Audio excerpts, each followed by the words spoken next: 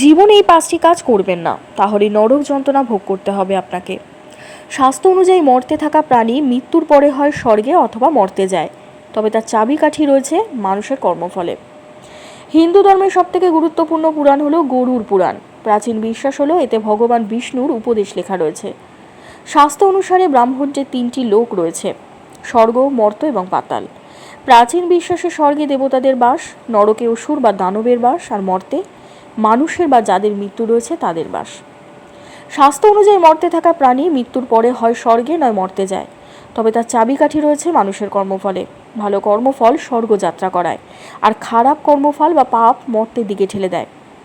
হিন্দু শাস্ত্র অনুযায়ী যে কোনো মানুষ জীবদ্দশায় এই কাজগুলি করলে কোনো দিনই নরক যন্ত্রণা ভোগ এড়াতে পারবেন না।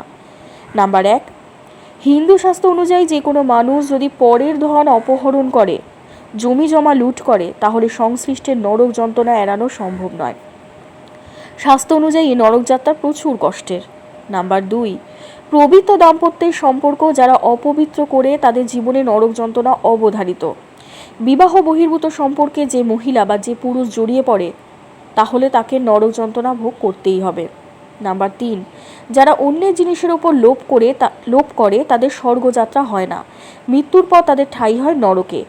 আত্মা পবিত্র না থাকলেও নরক যন্ত্রণা ভোগ করতে হয়। নাম্বার 4, স্বার্থসিদ্ধির জন্য যদি কখনো অন্যের ক্ষতি করেন বা কোনো প্রাণীকে হত্যা করেন, তাহলেও কিন্তু নরক যন্ত্রণা ভোগ করতে হবে। নাম্বার 5, অন্যকে অপমান করা, প্রবীণ মানুষকে অশ্রদ্ধা করা, অন্যকে তাচ্ছিল্য করা, এ জাতীয় কাজ করলেও নরক যন্ত্রণা ভোগ করতে হবে।